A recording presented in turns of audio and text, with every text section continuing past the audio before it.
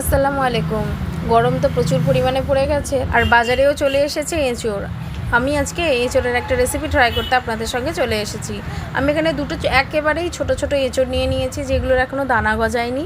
এঁচোড়গুলোকে আমি ভালো করে ছিলে কেটে ধুয়ে নিয়েছি। এবার এটাকে আমি সিদ্ধ করতে দিচ্ছি কিছুটা নুন, হলুদ আর পানি দিয়ে। এখানে আমি 3টে সিটি মেরে নেব। আমি আজ বানাচ্ছি এঁচোড়ের কোপ্তা। কোপ্তা বানানোর জন্য আমি এখানে প্রথমেই পেঁয়াজগুলোকে কুচি কুচি করে কেটে নেব। আমি এখানে বড় সাইজের একটা পেঁয়াজ নিয়ে নিয়েছি। এর মধ্যে দিয়ে দেবো আমি কাঁচা লঙ্কা। আপনারা আপনাদের স্বাদ মতো লঙ্কার পরিমাণটা কম বেশি করে নেবেন।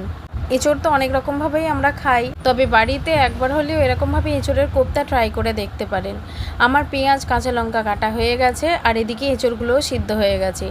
আমি এবার সিদ্ধ এঁচোড়গুলোকে গ্রাইন্ডারে গ্রেড করে নেব। আপনারাও কিন্তু এরকমভাবে গ্রেড করে নেবেন।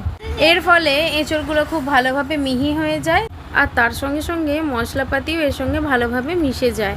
আমার সব এঁচোড়গুলো এখানে গ্রেড করা হয়ে গেছে।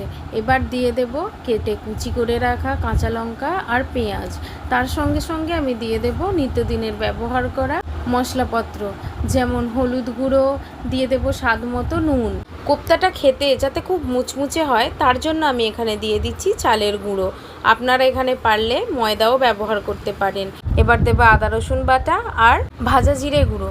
এবার আস্তে আস্তে সমস্ত উপকরণগুলোকে একসঙ্গে মিশিয়ে নেব। সবগুলো ভালো করে মেশানো হয়ে গেলে হাতে মুঠো করে দেখে নেবেন যে ভালো করে এগুলোকে দলা পাকানো যাচ্ছে নাকি। যদি দলা পাকানো যায় তাহলে এখানে আপনার মিশ্রণটা পুরোপুরি কমপ্লিট। এবার আপনারা আপনাদের পছন্দ মতো শেপ দিয়ে নিন।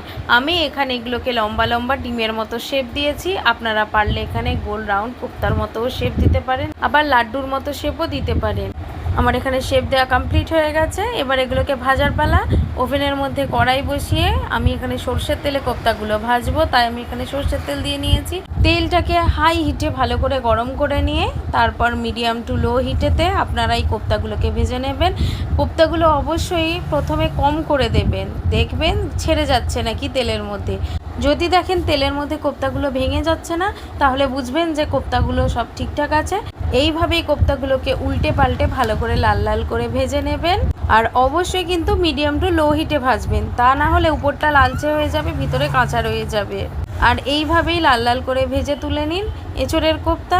একবার বানিয়ে দেখুন, এর স্বাদ কিন্তু থাকবে মুখে লেগে থাকার মতো। খুদা হাফেজ।